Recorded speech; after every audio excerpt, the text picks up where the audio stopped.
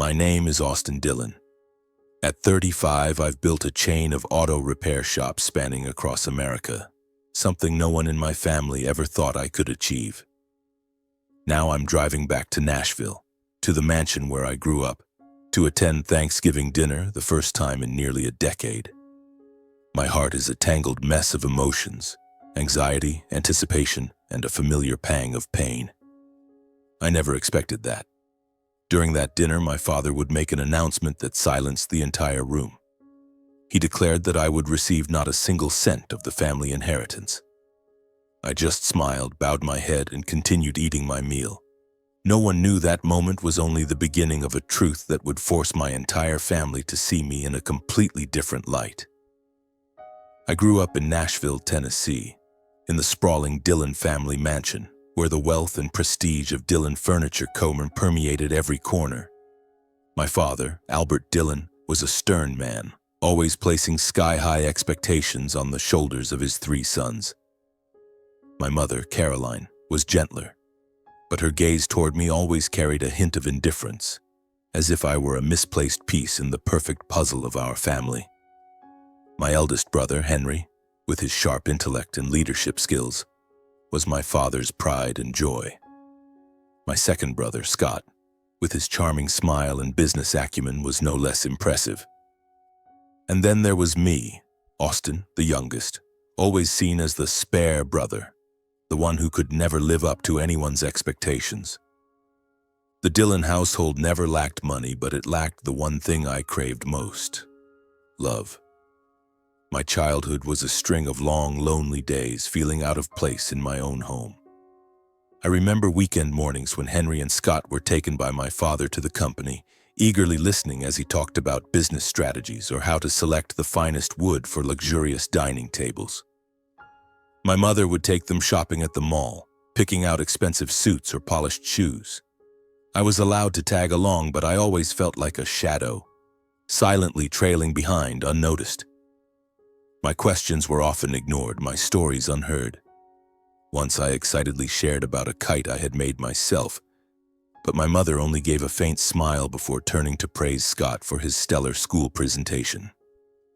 I gradually learned to stay quiet, to keep my thoughts to myself. Holidays like Christmas or Thanksgiving were when I felt this distance most acutely. The family gathered around the dining table, the chandelier's light glimmering over lavish dishes, but I always felt like an uninvited guest. My father talked about the company's future. My mother shared plans for upcoming trips, and Henry and Scott competed to boast about their achievements.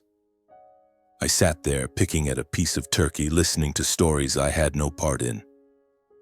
Once I tried to join in, sharing about an adventure book I'd just read, but my father only gave a cursory nod before turning to ask Henry about market expansion plans.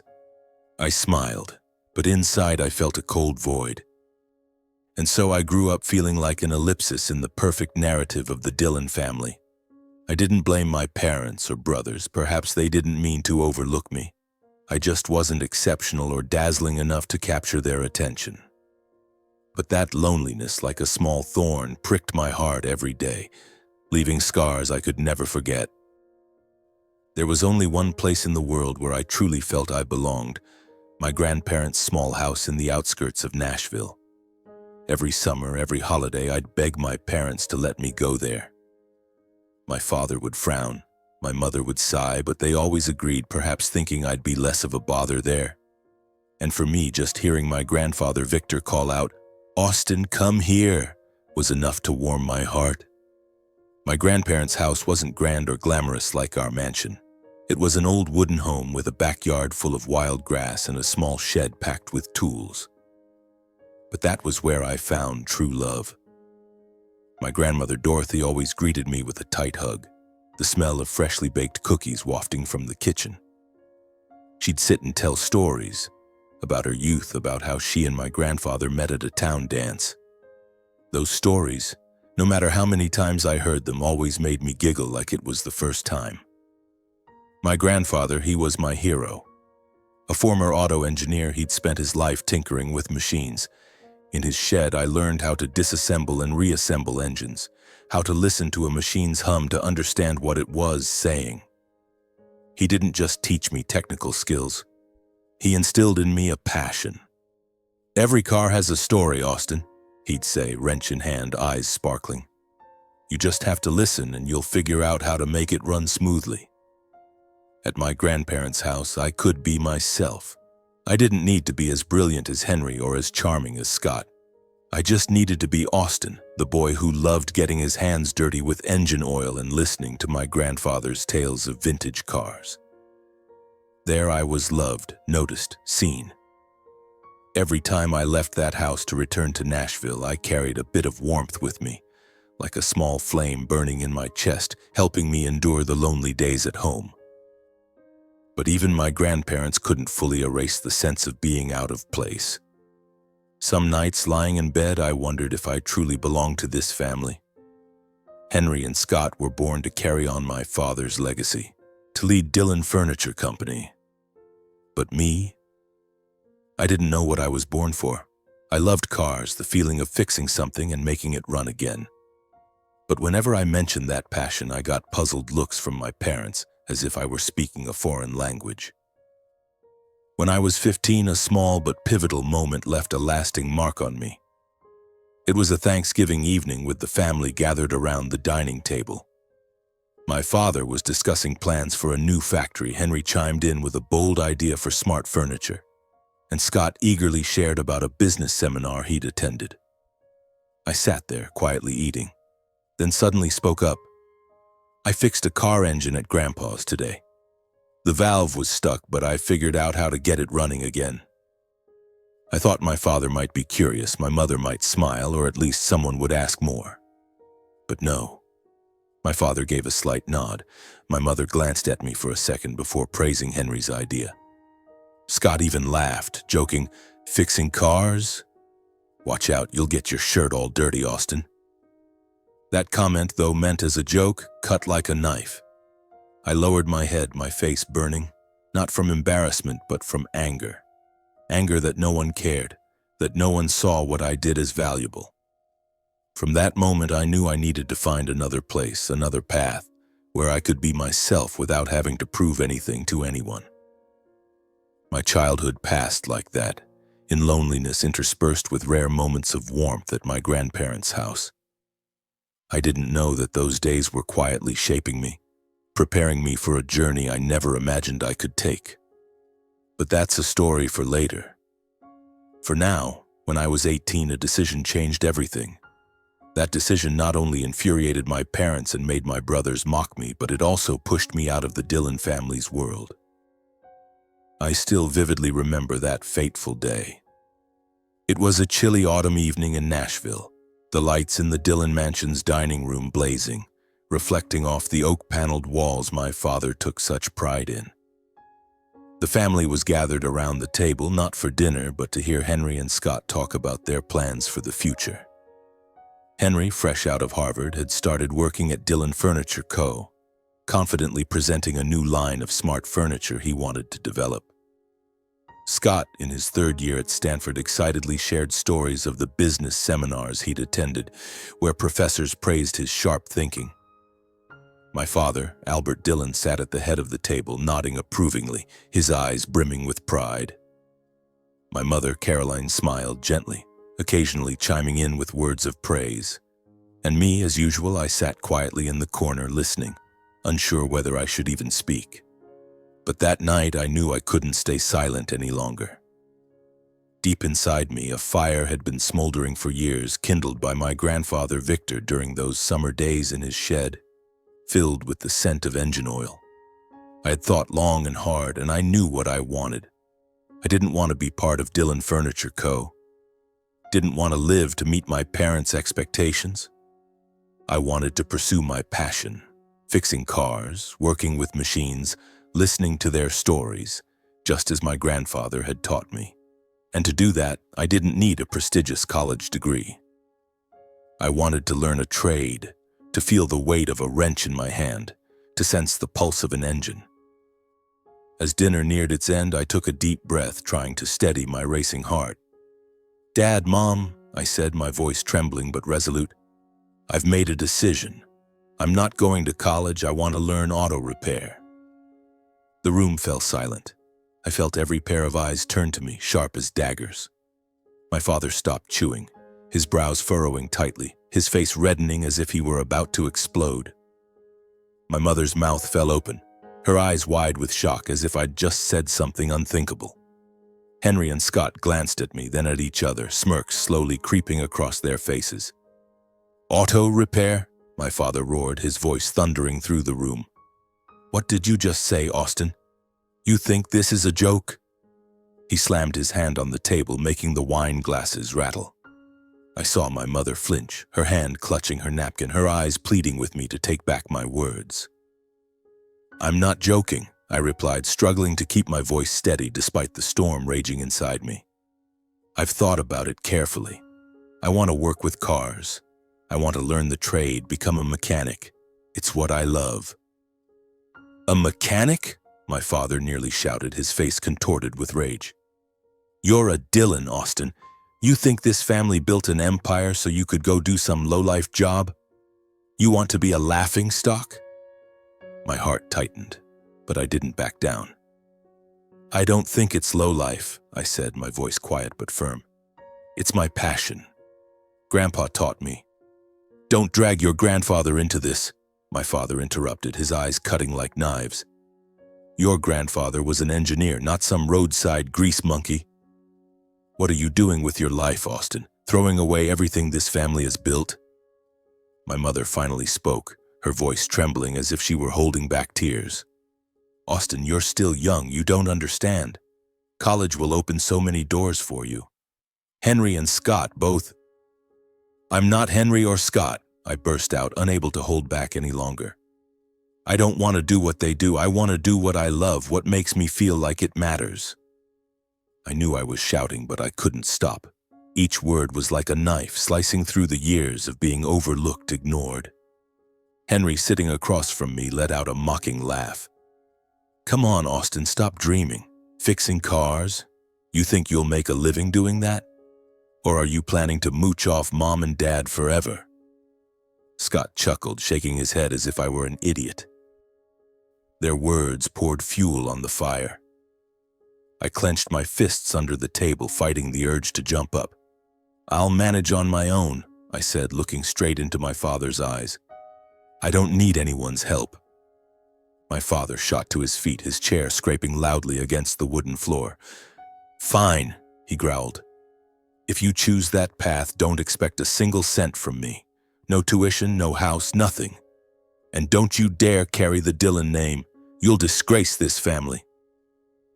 His words hit me like a hammer to the chest. The air in the room felt thick, suffocating. My mother lowered her head, saying nothing. Henry and Scott looked at me with a mix of smugness and contempt.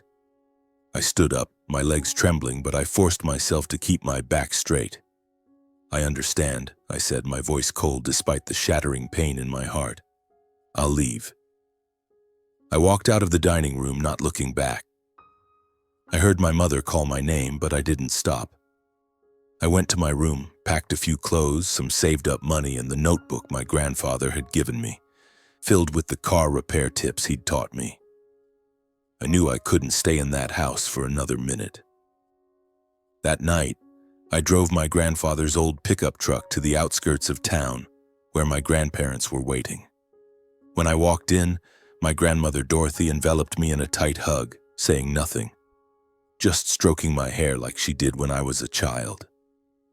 My grandfather Victor sat in his armchair, looking at me with a gaze both stern and kind. "What did you say to your parents?" he asked. I recounted everything, my voice choking. When I got to the part where my father cut off all support, my grandfather only nodded, unsurprised. "Austin," he said, placing a hand on my shoulder, "follow your own path. Don't let others define your worth. If fixing cars is what you love, then do it better than anyone else. You'll find your place, I'm certain of it." His words were like a flame warming my frozen heart. That night, lying on the small guest bed in my grandparents' house, I felt both pain and freedom. Pain from my family's rejection, but freedom because, for the first time, I had stood up for myself. I knew the road ahead wouldn't be easy, but I was ready. I would prove I wasn't the spare brother. I would prove that Austin Dillon had worth even if it wasn't the Dillon name my father wanted me to carry. But reality was harsher than I'd imagined. When I left my grandparents' house carrying a few clothes and my grandfather's notebook, I had nothing but determination and a small amount of savings. My father kept his word, not a single cent of support. My bank account, which my parents had funded for my expenses, was locked. My phone no longer received messages from my mother, and the rare calls from Henry or Scott, already few and far between, stopped entirely. I was erased from the Dillon family's world as if I had never been part of it. I moved to a working-class neighborhood on the outskirts of Nashville, renting a tiny room where the smell of mildew and the sound of car horns filled the night. The room had just enough space for a single bed, an old wooden table, and a flickering desk lamp. But I didn't complain. For the first time, I was living for myself, and despite the hardships, I felt a strange sense of freedom, as if I were breathing with my own lungs. To afford tuition for auto repair school, I took any job I could find. I washed dishes at a small diner, my feet aching after 8-hour shifts, the smell of grease clinging to my clothes. I worked as a waiter at a cafe, learning to smile at difficult customers even when I wanted to scream. Some days I hauled goods at the market, my shoulders sore from carrying heavy crates. I even delivered packages in my grandfather's old pickup truck, driving across the city under scorching sun or pouring rain. Every dollar I earned was soaked in sweat, but I cherished it. It wasn't my father's money, not the Dillon family's money. It was mine. From a pampered rich kid raised in luxury, I now tasted the life of an ordinary worker. Some nights, sitting in my cramped room staring at my calloused, oil-stained hands, I wondered if I was on the right path. My father's mocking words, Henry and Scott's scornful laughter still echoed in my mind. A mechanic? You think you'll make a living doing that? But every time doubt crept in, I opened my grandfather's notebook, reading the words he'd written. Listen to the machine, Austin. It will show you the way. And I'd get back up, wipe the sweat from my brow, and keep going.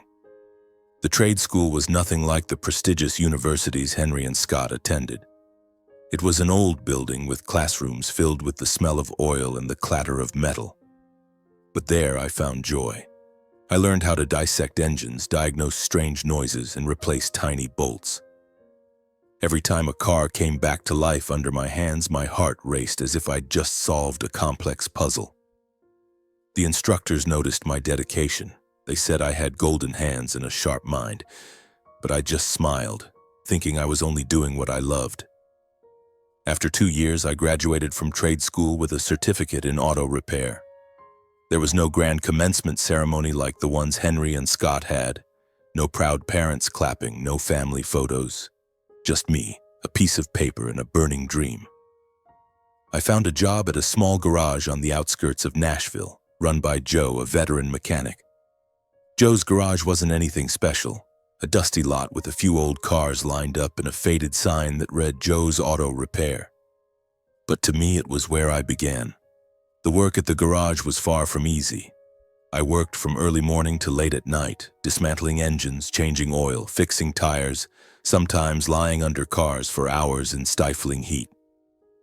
Sweat mixed with engine oil streaking my face. But I didn't mind. Every car was a challenge, every repair a small victory. I began to understand the value of hard work, of standing on my own 2 feet.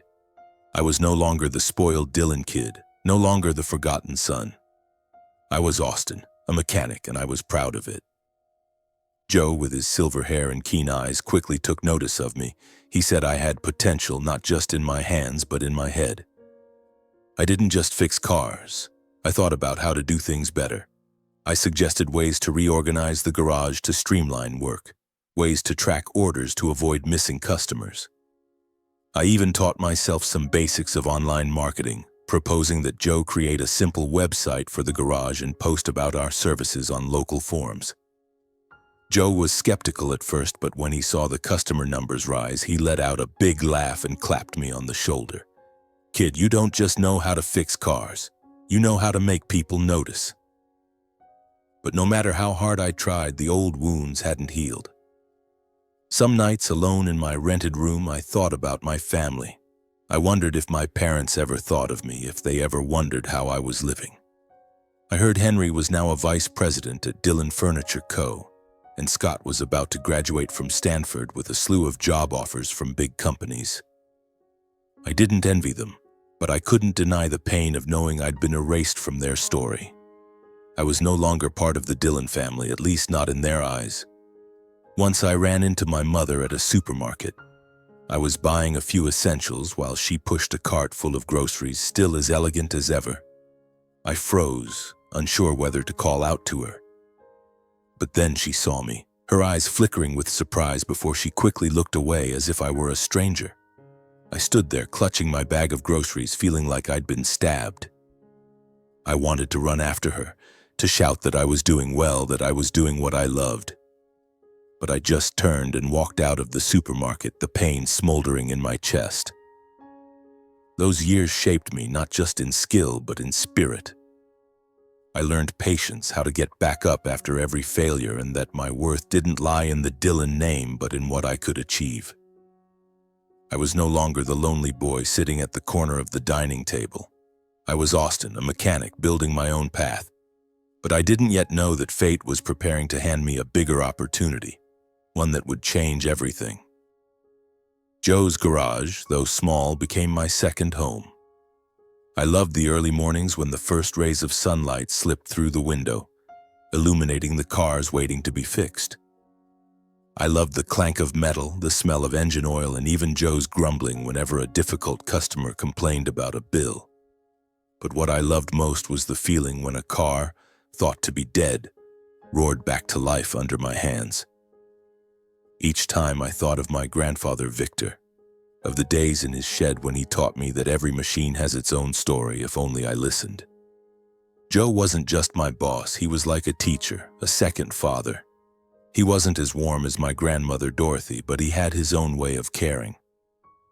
One evening, after an exhausting day of work, he called me over, handed me a cold beer and said, "Kid, you've got good hands. But more importantly, you've got a brain. Don't let it go to waste." I laughed, thinking he was joking, but his eyes were serious, as if he saw something in me that I hadn't yet recognized. The big opportunity came on a winter day when Joe's garage hit hard times. The economy in Nashville was slowing, customers were dwindling, and bills piled up on Joe's desk. I saw him sitting in his small office, tapping a pen on the table, his face etched with worry. "If things keep going like this, I might have to close the garage," he said one evening, his voice heavy with sadness. "I'm getting old, Austin. I don't have the energy to keep this up." I couldn't let that happen. This garage wasn't just my workplace, it was where I found myself. I started thinking of ways to save it. During sleepless nights, I tinkered on my old laptop, researching how to promote a business. I didn't have a business degree like Henry or Scott, but I had persistence and a bit of creativity honed from years of manual labor. I proposed a plan to Joe: create a simple website for the garage, post on local community groups, and offer promotions like free first-time maintenance or discounted oil changes. I also suggested improving customer service, calling to remind clients of maintenance schedules, noting their preferences to create a personalized experience. Joe initially shook his head, saying, "That tech stuff isn't for mechanics." But when I kept pushing, he reluctantly agreed. "All right, kid," he said, "give it a shot. If it flops, don't blame me." I smiled, knowing this was my chance to prove I was more than just a mechanic. I worked day and night, fixing cars while handling the promotion efforts. I taught myself how to write ads, took photos of the cars we repaired to post online. I even stood outside the garage handing out flyers to passers-by, smiling despite the winter cold numbing my hands. Slowly, customers started coming back. An elderly woman came in to check her brakes, saying she saw our post online. A truck driver stopped by because a friend recommended our affordable maintenance package. Revenue crept up, not by much, but enough to keep Joe from talking about closing. Joe began looking at me differently. One evening after the garage had closed, he called me into his office. "Austin," he said, his voice low but warm, "you saved this garage. I don't know where you learned all this, but you've got talent. More than just a mechanic." I blushed, mumbling a thank you, but inside a fire blazed. For the first time, I felt truly recognized, not by my family, but by someone who understood my worth. As time passed, Joe trusted me more. He put me in charge of scheduling the mechanics, handling orders, and even dealing with difficult customers. I learned to stay calm when being yelled at, to negotiate with suppliers for better prices, and to delight customers with small gestures, like cleaning a car's interior before returning it. The garage became more than just a repair shop. It became a place that inspired trust. I was proud, but I knew I still had a long way to go. Then one day, Joe asked me to come to his house. I was nervous, thinking I'd done something wrong. But when I arrived, his wife, Mary, greeted me with a smile, and his daughter, Megan, was at the dining table looking at me with curiosity. Megan, a few years older than me, was a smart, independent woman working in interior design. We'd met a few times at the garage when she visited her father, but we'd never talked much. That evening, Joe looked at me, then at Megan, and said, "Austin, I've been thinking a lot. I don't have a son, but I see you as one. I want you to take over this garage when I retire." I was stunned, unable to believe my ears. "Joe, what do you mean?" I asked, my voice trembling. He smiled, clapping me on the shoulder. "You've proven yourself. I believe you'll take this garage further than I ever could. Not right now, but keep working, keep learning, and when the time comes, it's yours." I glanced at Megan, expecting her to object, but she just smiled and nodded slightly. "I also want you and Megan to get to know each other," Joe added, making me blush. Megan laughed, but her eyes didn't seem to say no. From that day, I saw the garage in a new light. It wasn't just a workplace, it was my future. I worked harder, not just to prove myself to Joe, but to myself. Megan started coming to the garage more often, helping with ideas for designing the waiting area or suggesting ways to improve services. We grew closer, and I realized my heart, frozen from the days of being shunned by my family, was slowly thawing. Megan was unlike anyone I'd ever met. She was intelligent, sharp, but also gentle and sincere. In the afternoons after work, we'd often sit in the backyard of the garage, sipping coffee and talking about everything, from designing a new logo for the garage to our bigger dreams. She told me about her desire to design interiors for modest homes, places where people could feel warmth. I shared stories of my days at my grandparents' house, of how my grandfather Victor taught me to listen to an engine's hum. For the first time, I felt heard, understood, not for who I was supposed to be, but for who I was. After a year, I mustered all my courage to propose. Under the sunset in the garage's backyard, I knelt down, my hands trembling as I held a simple ring I'd saved up for over the year. "Megan," I said, my voice choking, "you're the first person who's made me feel like I'm enough. I can't promise you the world, but I promise to give you my entire world to make you happy." She cried, nodded, and hugged me. In that moment, I knew I was no longer alone. Preparing for the wedding was a journey full of joy, but also laced with painful stabs. I wanted to invite my family, even though I knew the hope might be futile. I wrote handwritten letters to my parents, Henry and Scott, inviting them to my big day. In the letters, I briefly shared about my life, the garage, Megan, and said how much I wanted to see them. I didn't expect them to come, but a part of me, the little boy Austin from years ago, still longed for my family to see me, even just once. The wedding day arrived, a radiant spring morning in Nashville.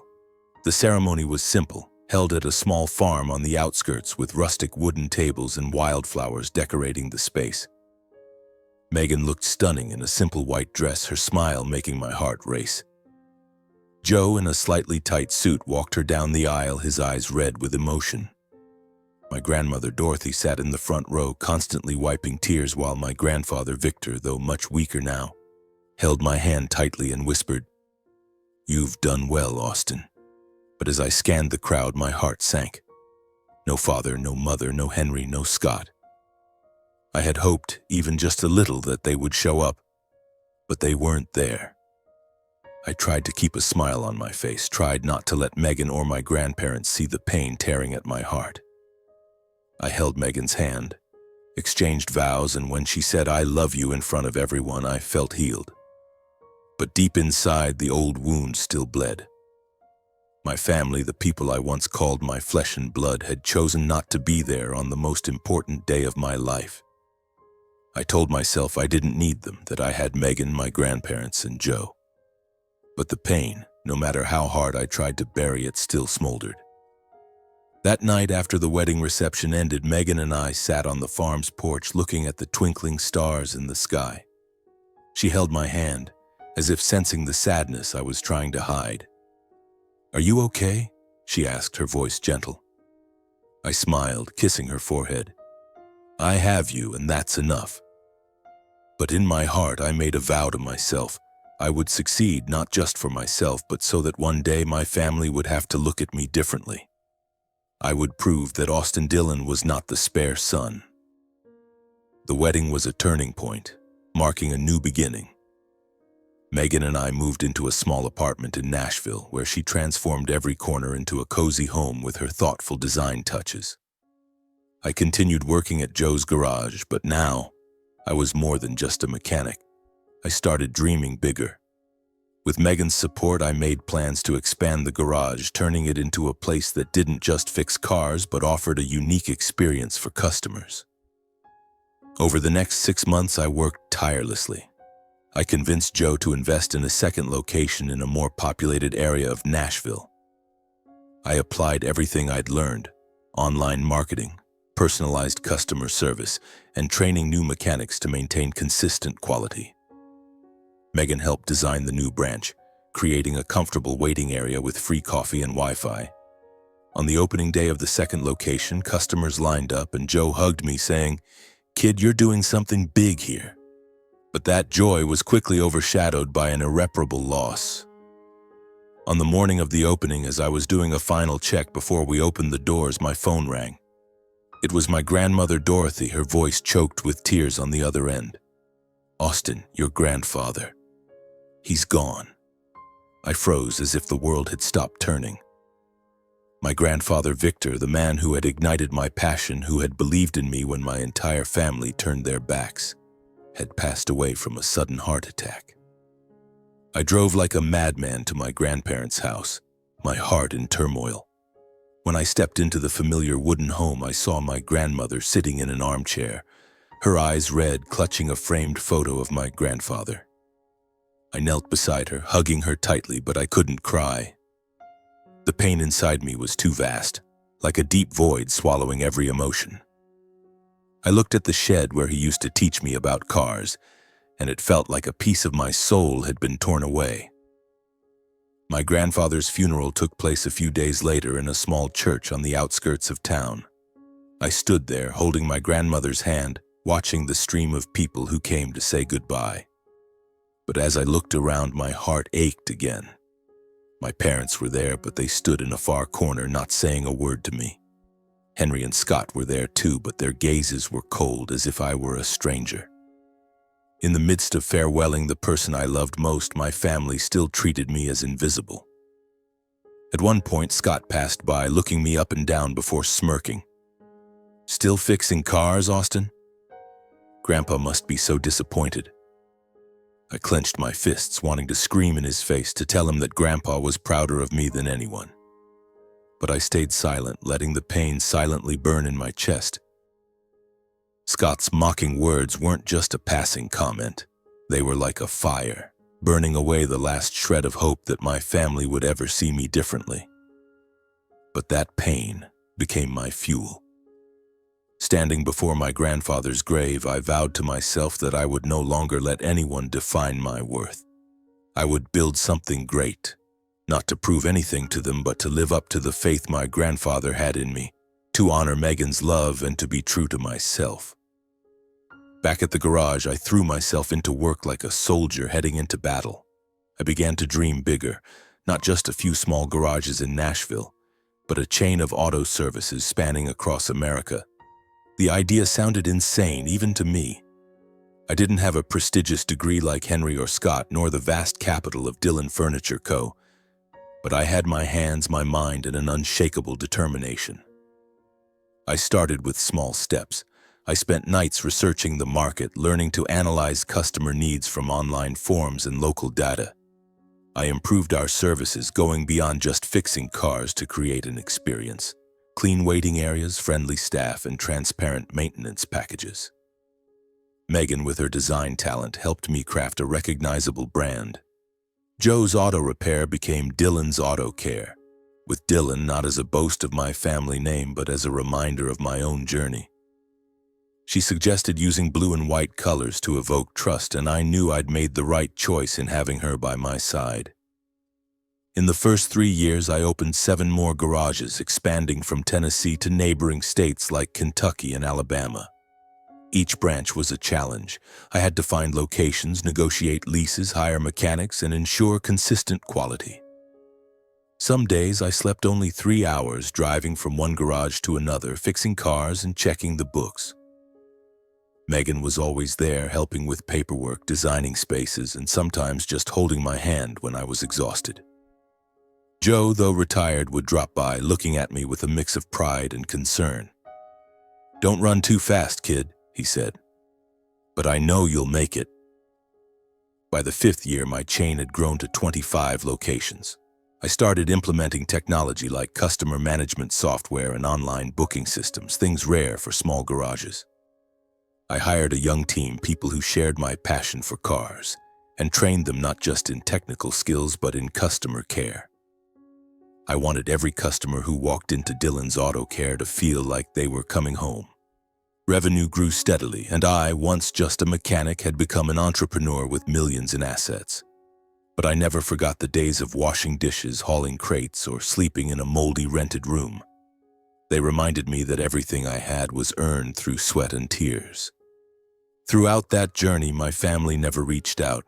I quietly followed their lives through news articles and reports. Dillon Furniture Company was struggling. My father, with his rigid mindset, was slow to innovate, causing the company to lose its competitive edge. Henry, despite his talent, couldn't convince my father to change. Scott, with his arrogance, made mistakes in management, losing major contracts. I wasn't happy about their struggles, but I wasn't sad either. I just felt an emptiness where my love for my family once was. They were no longer part of my life, and I had learned to accept that. Megan and my father-in-law, Joe, were the only ones who stayed by my side. Megan was more than a wife. She was my partner, my confidant. She kept me grounded, reminded me to eat on time, and made me laugh when I was stressed. Joe, though he'd handed over the garage, remained the one I turned to for advice. "You're doing well, Austin," he said, "but don't forget to live for yourself, not just for work." Those words, along with Megan's love, were the fire that kept me going. Then one day, when my chain reached 50 locations, something unexpected happened. Forbes magazine contacted me, wanting to interview me about my journey from mechanic to self-made millionaire. They called me From Mechanic to Millionaire and put me on the cover. When I held the magazine, seeing myself standing in front of one of my garages, I couldn't believe it. I, Austin Dillon, the boy once called Spare, was now a symbol of perseverance. Megan hugged me, crying with pride. My grandmother Dorothy, though much weaker now, sent me a handwritten letter saying my grandfather would be smiling from above. But my family, my parents, Henry, Scott, offered not a single word of congratulations. I wasn't surprised, but I couldn't deny the pang in my heart. I had come a long way, from a lonely boy to a successful man, but they still didn't see me. I told myself it didn't matter anymore. I had Megan, my grandmother Joe, and myself. But deep down, I knew I still longed for the day they would acknowledge me. Not for my wealth or fame, but for being Austin, the youngest son they had once overlooked. That 10-year journey wasn't just about building a garage empire. It was about finding myself, learning to stand tall despite being knocked down, and turning pain into motivation. I didn't know that. Just when I thought I had achieved everything, fate was preparing a new challenge, an invitation from the father who had turned his back on me. calling me back to the house where it all began. I received the call on a late afternoon while I was reviewing the books in the main office of Dylan's Auto Care. My phone buzzed, and when I saw my father's number, I nearly dropped the coffee mug in my hand. It had been nearly a decade since he last called, since our final conversation when he declared he'd cut off all support and told me not to disgrace the Dylan name. I took a deep breath, trying to steady my racing heart, and answered. My father's voice, as stern as ever, came through the line. "Austin," he said, getting straight to the point, "this Thanksgiving, come home. There's something important." I was stunned, unsure how to respond. "What is it?" I asked, my voice dry. But he only replied, "Just come. The family is waiting." Then he hung up, leaving me with a flood of questions. Megan, sitting nearby, looked at me with concern. "Are you okay?" she asked. I nodded, but inside a storm of emotions raged. I didn't know what my father wanted, but a part of me, the young Austin from years ago, hoped they had seen what I'd accomplished. The Forbes article, 50 garage locations, the reputation of Dylan's Auto Care. Did they know? Would they finally see me differently? On Thanksgiving Day, I drove back to Nashville, Megan by my side, holding my hand to give me courage. The Dylan family mansion came into view, as grand as it was in my memories, with its oak-paneled walls and glowing chandeliers. But this time, I wasn't the lost boy walking in. I was Austin Dillon, the man who had built an empire from nothing. I squeezed Megan's hand, took a deep breath, and stepped inside. The dining table was set lavishly, as it always was for Thanksgiving in the past. My father sat at the head, my mother beside him, her eyes flickering with surprise when she saw me. Henry and Scott sat across, both impeccably dressed, but I noticed a weariness on their faces. The atmosphere in the room was tense, far from the warm family gatherings of my memories. I introduced Megan, and my mother offered a faint smile, saying a few polite words. Henry nodded while Scott merely glanced at me, his eyes carrying that familiar hint of disdain. The meal began in silence, broken only by the clink of cutlery on plates. I tried to make conversation, asking about the company, but my father answered curtly, and Henry and Scott barely responded. Then, as dessert was served, my father stood, raising his wine glass. "I have an important announcement," he said, his voice low but icy. The room fell silent. My heart pounded, hoping he might say something about me, about what I'd achieved. "My will has been finalized," my father continued, scanning the table. "All assets of Dylan Furniture Company. This house and everything belonging to the family will be divided equally between Henry and Scott." Then he looked straight at me, his eyes devoid of emotion. "Austin, you will receive nothing." The room seemed to stop breathing. Megan gripped my hand tightly under the table, but I didn't dare look at her. I felt as if I'd been stabbed, not because of the inheritance, which I didn't need, but because his words reaffirmed that I was nothing to my family. My mother lowered her head, saying nothing. Henry smirked, and Scott let out a scoff as if this was a given. I wanted to stand, to scream at them, to tell them I'd built an empire bigger than they could imagine. But I just smiled, nodded, and kept eating the pumpkin pie on my plate. I couldn't let them see my pain. Then, unexpectedly, a small voice broke the silence from the end of the table. It was Charlie, Henry's 9-year-old son. "Dad, who's this guy?" he asked, pointing at me. Henry hesitated, caught off guard, but before he could answer, Charlie continued, his voice brimming with excitement. "I saw him in Forbes magazine the other day. He's the car repair guy, right? He's super rich." The room fell deathly silent. My father froze, his wine glass halting midair. My mother stared at me, eyes wide, as if she couldn't believe her ears. Henry and Scott turned to Charlie, then to me, their gazes a mix of doubt and confusion. My heart raced, but I stayed silent. I looked at Charlie and smiled. "Thanks, Charlie," I said calmly. "I just do what I love." No one said another word. The meal ended in awkward silence. Megan and I left shortly after without looking back. In the car, Megan hugged me, but I didn't cry. The pain was still there, but it no longer had the power to break me. I had come too far to care about their disdain. But I didn't know that Charlie's mention of Forbes was a seed, a small spark that would change everything in the days to come. Back home, I sat alone in the living room holding the Forbes magazine with my picture on the cover. I looked into my own eyes in the photo and saw a man who was no longer the lonely boy of years past. I had proven my worth, not to my parents or brothers, but to myself.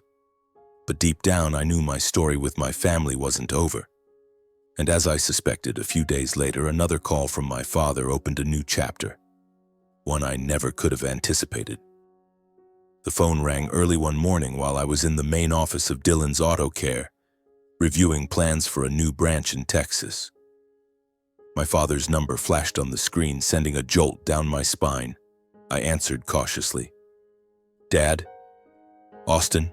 My father's voice was as stern as ever, but this time there was something different, as if he was holding something back. "This afternoon, come to the company. The board of directors wants to meet you. It's important." He didn't elaborate, hanging up as abruptly as before. I sat there, still clutching the phone, my mind reeling. The board of directors of Dillon Furniture Company? Meeting me? For what? Part of me suspected it was a prank, or worse, another reprimand. But another part, the part still yearning for recognition, urged me to go.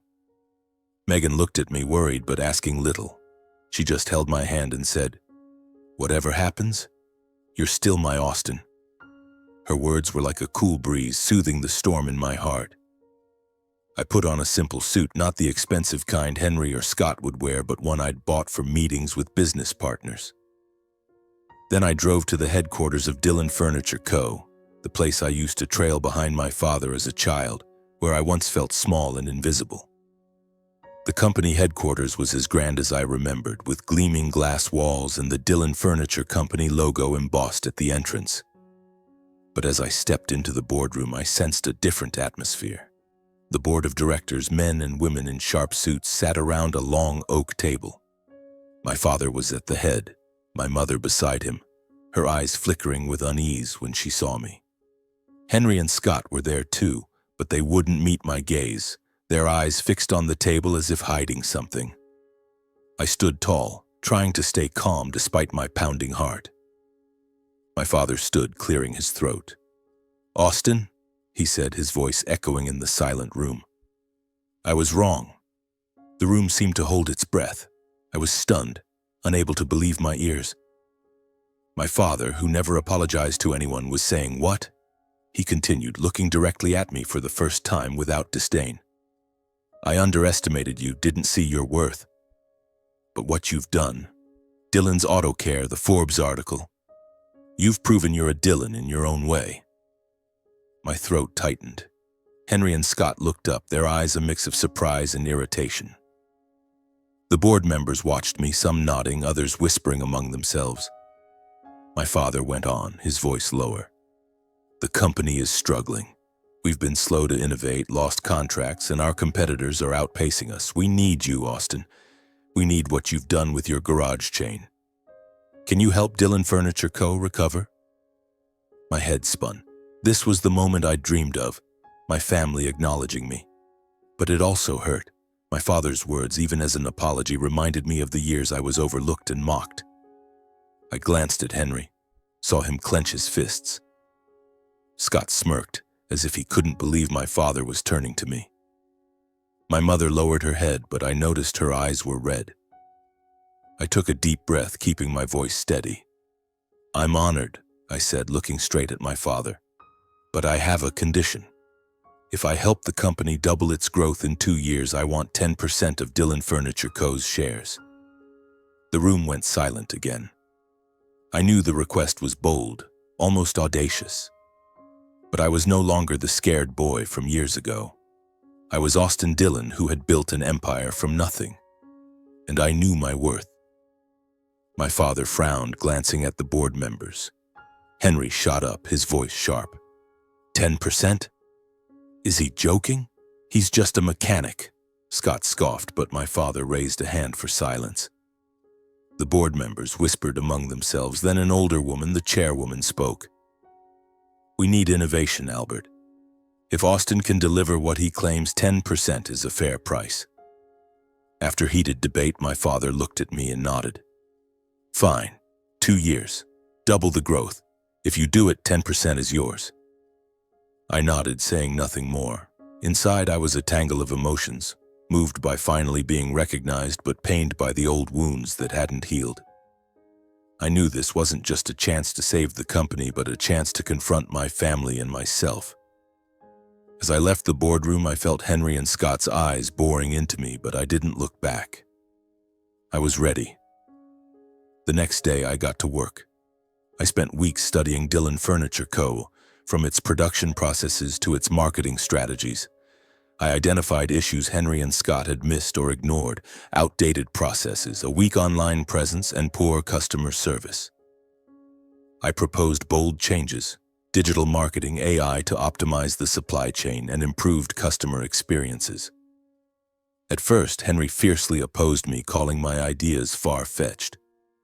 Scott mocked me, saying, "Don't bring your car repair tricks here." But my father, for the first time, sided with me. "Let Austin try," he said firmly. I worked day and night, not just for the 10% stake, but to prove I could do it. Megan supported me with new design ideas for products, helping Dillon Furniture Co. to create modern furniture lines that matched market trends. I hired a young team, as I had with my garages, and trained them to think and work differently.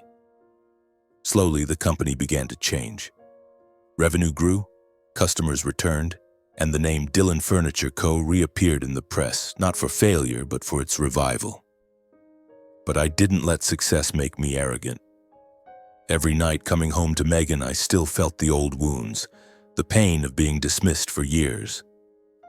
I knew this journey wasn't just about saving the company, it was about saving myself, the boy who once sat alone at the corner of the dining table. And I knew the road ahead was still long, with challenges I couldn't yet foresee. I dove into transforming Dillon Furniture Co. with the same passion, perseverance, and audacity I had poured into building Dillon's Auto Care. I was no longer just a mechanic, but a strategist, someone who dared to think differently.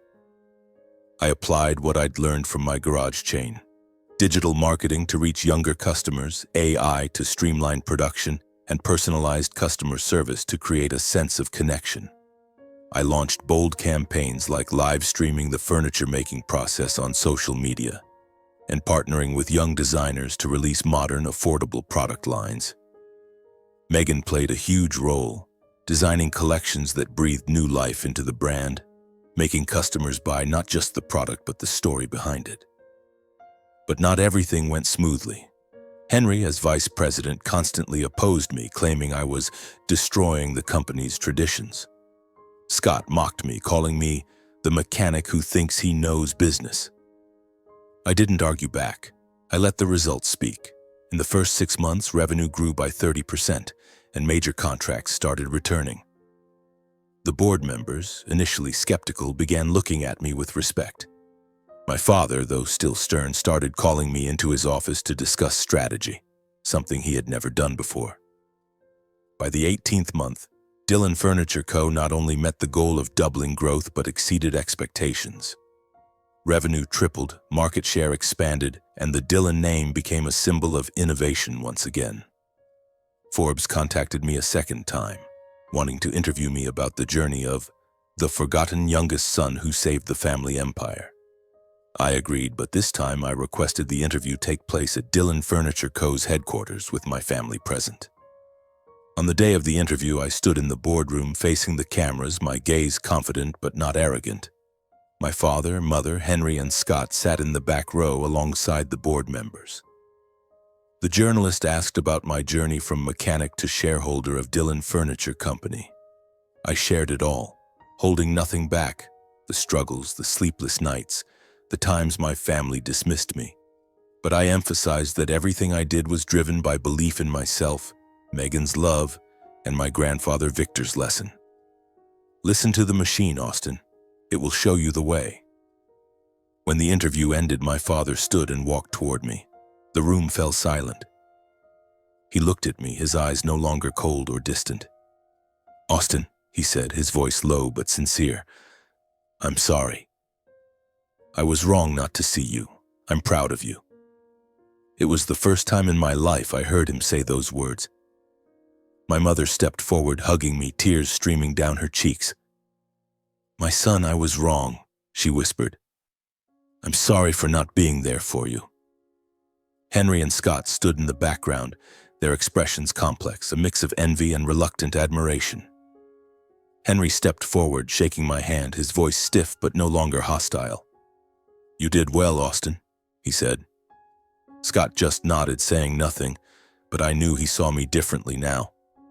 I didn't need their love or for them to make up for the lost years. I just needed them to see me, and this time they did. The board officially granted me the 10% stake, as agreed. But to me, the real value wasn't in the shares. It was in the journey I'd taken. I had proven I wasn't the spare brother. I was Austin Dillon, who had turned pain into motivation and loneliness into strength. But the wounds of my childhood, the days of being overlooked, lingered like a smoldering fire. I forgave my family, but I didn't forget. I chose to move forward, carrying those scars as part of who I am. That evening, Megan and I sat in our backyard, gazing at the starry sky. She rested her head on my shoulder and asked, "How do you feel now that they've finally acknowledged you?" I smiled, holding her hand. "I feel relieved," I said. "But what matters most is that I always believed in myself. And I have you." I looked up at the stars, thinking of my grandfather Victor, who had given me passion and faith. I thought of my 10-year journey, from a moldy rented room to the cover of Forbes, from a lonely boy to a respected man. And I thought of the lesson I wanted to leave for anyone who ever felt invisible, as I once did. Don't let others define your worth. Listen to your heart, find your own path, and follow it to the end. Even if you're overlooked or underestimated, you can still become the best version of yourself. My story isn't over. Dillon's Auto Care is still expanding, and Dillon Furniture Co. is on a growth trajectory. But I know there are more challenges ahead. There will be days when I face doubt, scornful glances, or even the sting of old wounds. But I'm ready. I'm no longer the boy sitting alone at the corner of the dining table waiting for a glance. I'm Austin Dillon, and I will keep writing my story, with the belief that every machine and every person has a story worth hearing.